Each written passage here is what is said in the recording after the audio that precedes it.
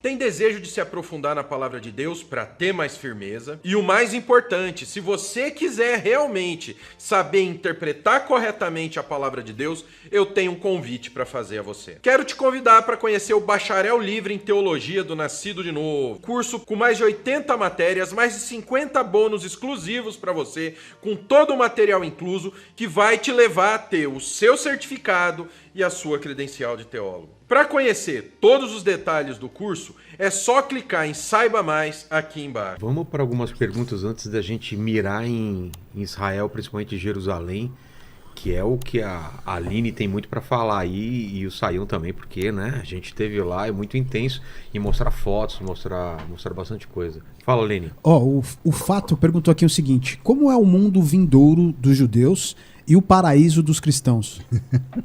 Uau. Dá 3 lives isso aí. Então, depende para quem tu pergunta. 2 judeus, 7 opiniões. E principalmente quando a gente fala de coisas não concretas. Nenhum de nós passou pelo mundo vindouro, a gente realmente não sabe. O que a gente tem é a base da Bíblia. Então, a gente tem a base da Bíblia e diferentes interpretações. Então, são assuntos realmente difíceis. A ideia do mundo vindouro é um mundo ideal. Mas para cada judeu que tu perguntar vai ter uma opinião diferente. Mas uma coisa interessante em relação ao judaísmo é que o judaísmo tem um mundo vindouro, mas o judaísmo não tem inferno. Ah, não? Não. A gente tem o Gehenom, que a galera diz, o Gehenom é o inferno judaico, mas não é, porque o Gehenom, ele tem prazo... Gena que escreve? Como É o originário do Gena grego. Gena, a versão grega da palavra Gebenom, é a mesma origem. Entrou no hebraico moderno. Mas a questão é, segundo o consenso da maioria dos judeus hoje em dia, o Gebenom, o Gehenom, esse inferno, ele é limitado a 1 ano. Então, tu só pode passar 1 ano nele. Porque, segundo a visão judaica, Deus não criou ninguém para o sofrimento eterno. O Paquito agora se interessou mais sobre essa parada, não é mais eterno, o Paquito. No judaísmo minha pena é menor, né? Então, mais um ponto pro judaísmo aí, você que tá... Vocês sempre querem fazer eu virar cristão aqui. Estão disputando mas a o Aline é Paquito. que tá me convencendo aí. 1 ano só de inferno pra você tá bom. Podia ser 1 ano. assim, acho que... Se alguém chegar aqui com 3 dias... Aí me leva, tá com bom. certeza. Fechou. Então, a ideia é que Deus não criou ninguém para o sofrimento eterno.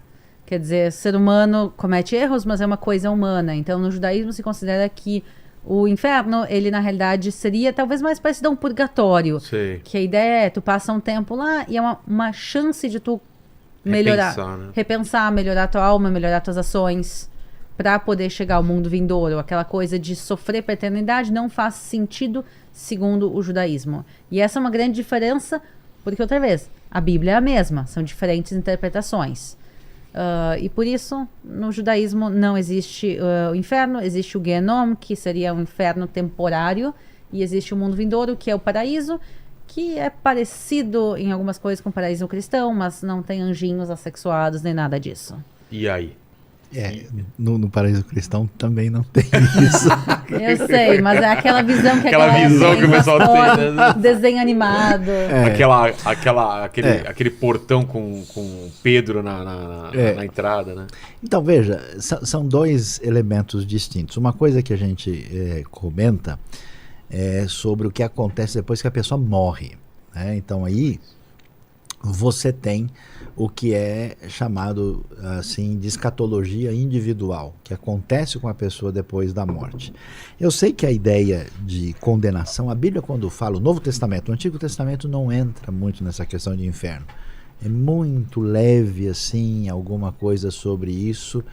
É um desdobramento que vai aparecer com detalhes no Novo Testamento.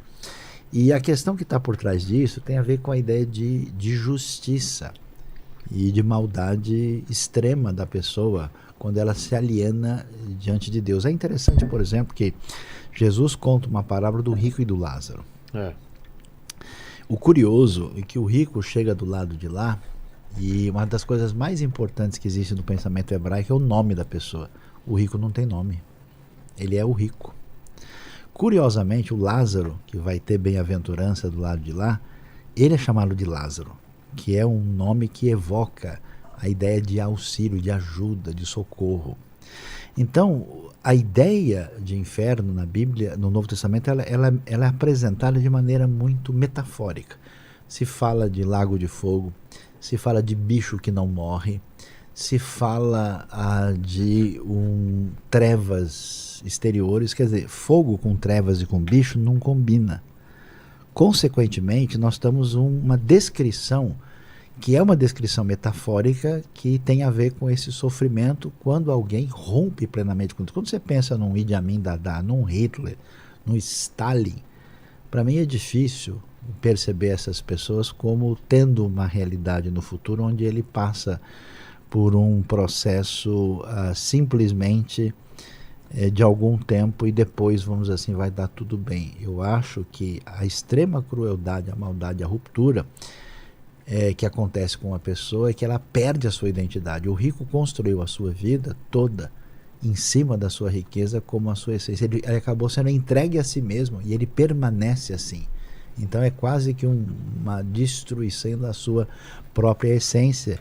E depois que a gente vê certas coisas na nossa realidade, eu acho que o senso de justiça envolve em algum nível algum desdobramento sério, porque eu acho que se a gente não tem a ideia de que o mal um dia vai receber o seu devido punição, a coisa corre o risco de acabar em pizza, e não é exatamente essa. Alguns lugares do mundo, alguns lugares do mundo a gente vê que a coisa acaba em pizza porque as pessoas de fato não pensam em termos de justiça. Então, nesse sentido, assim. Agora, isso tem a ver com a realidade do indivíduo que morre, vai estar na presença de Deus, ou ele vai ter a continuidade do seu distanciamento de Deus que ele definiu na sua vida aqui. E que basicamente a rejeição de Deus e do seu amor e da sua mão estendida.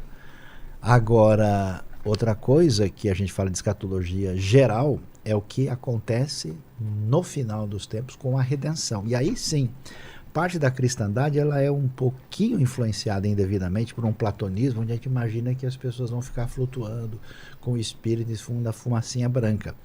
E a ideia, inclusive neotestamentária, em Romanos está muito claro que a própria criação aguarda aí, com expectativa dessa redenção futura, que é o redimensionamento de toda a criação. Então os céus e a terra serão mudados, serão, vamos dizer, purificados da rebelião e da maldade para o desfecho glorioso do reino de Deus de maneira absoluta. Então, nesse sentido, no final da história, o reino de Deus é implantado, e na convicção cristã com a pessoa de Cristo Jesus, e você tem, né, esse elemento messiânico, que o judaísmo em grande parte entende isso também. A vinda da era messiânica é o triunfo da justiça e da verdade divina atingindo a realidade da experiência humana. E, no meu entendimento do Novo Testamento, atingindo o universo todo, né? Com certeza. E